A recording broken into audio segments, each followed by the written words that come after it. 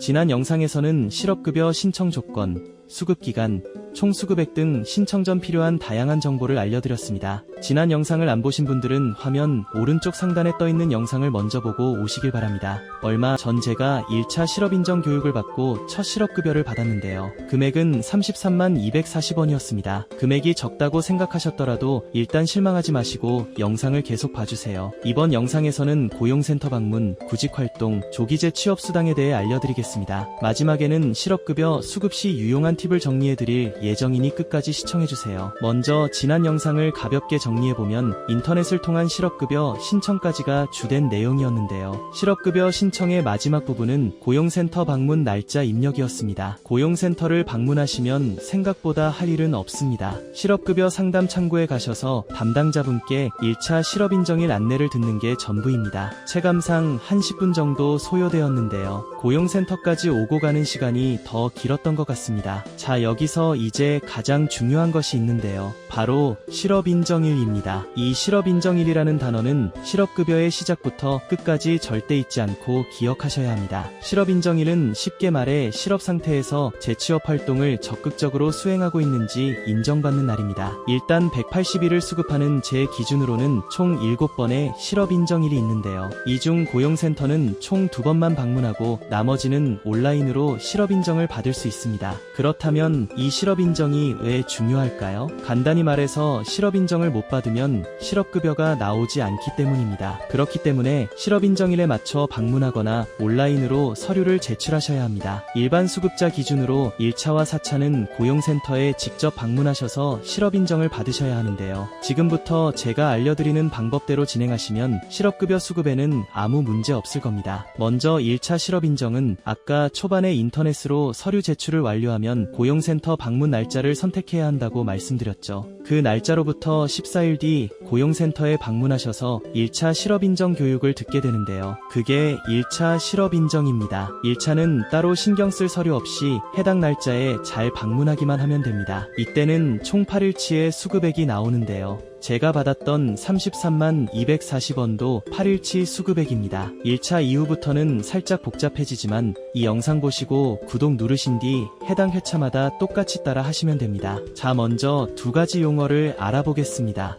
구직활동과 구직외 활동인데요. 구직활동은 말 그대로 여러분이 실제로 취업을 위해 하는 활동입니다. 예를 들어 고용24나 사람인 알바몬 등에서 입사 지원을 하는 걸 말합니다. 하지만 중요한 건 지원하는 업종이 본인이 희망하는 직종이어야 한다는 점입니다. 이전에 우리는 고용24에서 이미 희망 직종을 선택했는데요. 이걸 확인하는 방법을 알려드릴게요. 먼저 고용24를 검색해서 로그인해주세요. 채용정보에 구직관리로 들어가셔서 이력서 관리를 눌러주세요. 나의 이력서에서 희망조건 항목에 희망직종을 보시면 됩니다. 그런데 난 이 직종 말고 다른 직종으로 취업하고 싶은데 라는 생각이 드실 수 있습니다. 그렇다면 뒤로 가셔서 나의 이력서 내 수정 버튼을 눌러주세요. 희망직종 항목에서 추가나 수정을 진행하시면 됩니다. 다만 입사 지원 하루 전에는 미리 수정을 해두셔야 정상 반영되는 것으로 알고 있습니다. 따라서 지원하려는 분야가 기존 희망직종과 다르다면 지원 전날 미리 수정해 두시길 권장합니다. 수정 없이 다른 직종에 지원하시면 구직활동으로 인정받지 못하는 것으로 알고 있습니다. 여기까지가 구직활동에 대한 설명이었습니다. 구직외 활동으로는 직업심리검사, 취업특강,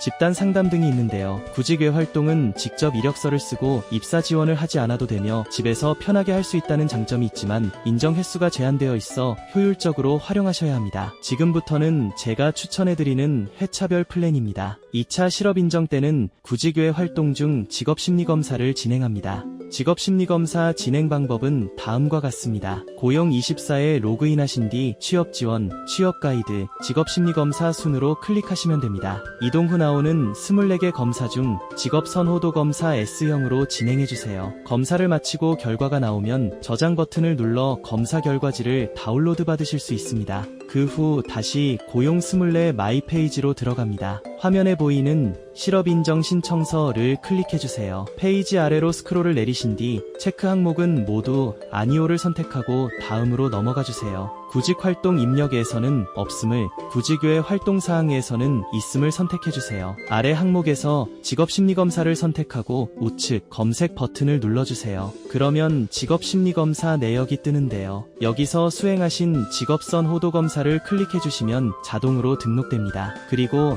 아래 첨부 파일 항목에 다운로드받은 검사 결과지를 업로드하시면 됩니다. 나머지 하단 항목들은 안내에 맞춰 작성해주시면 됩니다. 그리고 2차 실업인정일 당일에 제출 버튼을 누르시면 완료됩니다. 3차 실업인정은 구직외 활동 중 온라인 취업 특강으로 진행할 예정입니다. 3차도 직업심리검사로 진행하면 안 되냐고요? 직업심리검사는 전체 수급기간 중 딱 한 번만 인정되기 때문에 이미 2차에서 사용하셨다면 더 이상 인정받을 수 없습니다. 따라서 3차는 온라인 취업 특강으로 진행하며 방법은 다음과 같습니다. 고용24에서 실업급여, 실업인정, 온라인 취업 특강 순으로 클릭해주세요. 온라인 취업 특강 메뉴에서 스텝 바로가기를 눌러주세요. 이동한 페이지에서 취업 성공, 서류 전형 준비, 강의에 수강 신청을 눌러주세요. 이후 영상을 수강해주시면 됩니다. 이때 배속 재생을 할 경우 수강이 인정되지 않으니 정속으로 재생해두세요. 수강을 마치신 뒤 2차 때와 마찬가지로 구직외 활동사항에서 온라인 취업 특강 프로그램을 선택하고 검색을 눌러주시면 됩니다. 온라인 취업 특강은 별도의 첨부 파일이 필요 없어서 더 간편하게 신청하실 수 있습니다. 마찬가지로 3차 실업인정일 당일에 잘 제출해주시면 완료됩니다. 지금까지는 구직외 활동과 온라인 제출로 편하게 진행했지만 4차 실업인정부터는 방식이 달라집니다. 먼저 인정받아야 할 활동이 총 2건으로 늘어나며 이 중 구직 활동이 최소 1회 이상 포함되어야 합니다. 쉽게 말해 실제 입사 지원을 최소 한 번은 진행하셔야 한다는 뜻입니다. 또한 4차 실업인정일 당일에는 증빙 서류들을 출력하여 직접 고용센터에 방문하셔야 합니다. 4차 실업인정일의 구직외 활동은 3차와 마찬가지로 온라인 취업 특강을 활용하시면 됩니다. 온라인 취업 특강은 전체 수급 기간 중 총 2회까지 인정되기 때문에 유용하게 활용할 수 있습니다. 그리고 구직 활동은 되도록 고용24를 통해 진행하시는 것을 추천해드립니다. 그래야 번거롭게 추가 증빙 서류를 챙길 필요가 없습니다. 고용24에서 구직 활동을 진행하는 방법은 다음과 같습니다. 채용정보, 일자리 찾기, 채용정보 상세 검색 순으로 클릭해주세요. 직종 선택을 누르신 뒤 기존에 설정해둔 희망 직종을 선택해주세요. 예를 들어 저의 경우 소프트웨어 개발자로 검색하여 등록했습니다. 선택을 마치신 후 하단에 검색 버튼을 눌러주세요. 아래로 스크롤을 내려보시면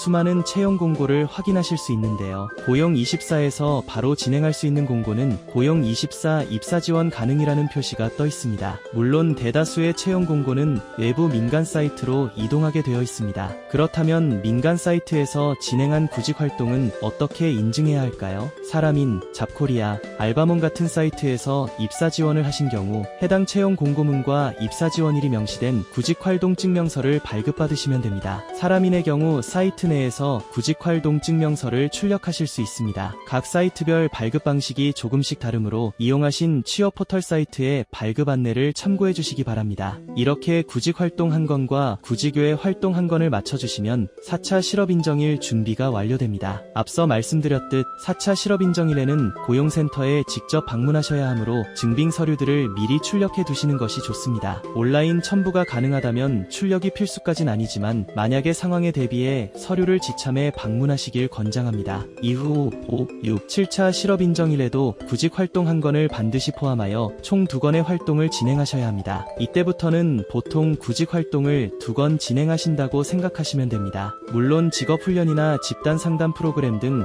구직 외 활동으로 한 건을 대체할 수도 있지만 이 부분은 담당자분과 상담해 보시는 것이 가장 확실합니다. 지금까지 구직 활동과 구직 외 활동 그리고 실업인정일에 대해 정리해 드렸습니다. 사실 처음 이 영상을 기획할 때는 실업급여를 만기 수급할 계획이었는데 감사하게도 바로 취업에 성공했습니다. 따라서 이번 영상은 전체적인 흐름과 계획을 잡는 참고용으로 활용해 주시고 세부 내용은 추가로 확인해 보시길 권장합니다. 마지막으로 꼭 전해드리고 싶은 중요한 정보가 있습니다. 바로 저처럼 실업급여 수급 중 취업했을 때 받을 수 있는 조기 재취업 수당인데요. 조기 재취업수당은 취업일 기준으로 남은 실업급여 수급액의 절반을 일시금으로 지급받는 제도입니다. 조기 재취업수당을 받기 위한 주요 조건은 다음 세 가지입니다. 첫째, 수급자격 신청일 기준으로 14일이 지난 후 취업해야 합니다. 1차 실업인정을 완료하신 분이라면 자연스럽게 충족되는 조건이므로 크게 신경 쓰지 않으셔도 됩니다. 둘째, 남은 소정급여 일수가 50% 이상이어야 합니다. 이 기준 날짜는 1차 실업인정 방문 시 받게 되는 취업드림 수첩에 명시되어 있습니다. 수첩에 적힌 해당 지정일이 지나기 전에 취업을 완료하셔야 합니다. 셋째, 재취업한 사업장에서 12개월 이상 계속 고용되어야 합니다. 취업 후 1년을 채우지 못하고 퇴사할 경우 조기 재취업수당 지급 대상에서 제외됩니다. 조금 더 구체적으로는 A 회사에서 3개월 일한 뒤 퇴사했더라도 공백 없이 바로 다음날 B 회사에 취업하여 총 1년을 채운다면 수령이 가능한 것으로 알고 있습니다. 즉, 근로기간이 1년간 계속 유지된다면 신청이 가능합니다. 다만 현실적으로는 한 회사에서 연속으로 1년을 채우시는 편이 가장 안전합니다. 저 역시 1년 뒤 조기 재취업수당을 신청하여 자녀 수급액의 절반을 지급받을 예정입니다. 이번 영상에서는 실업인정일 관리부터 구직활동, 그리고 조기 재취업수당까지 핵심 내용을 알아봤습니다. 내용이 다소 복잡하게 느껴지실 분들을 위해 마지막으로 한눈에 보기 쉽게 표로 정리해드리겠습니다.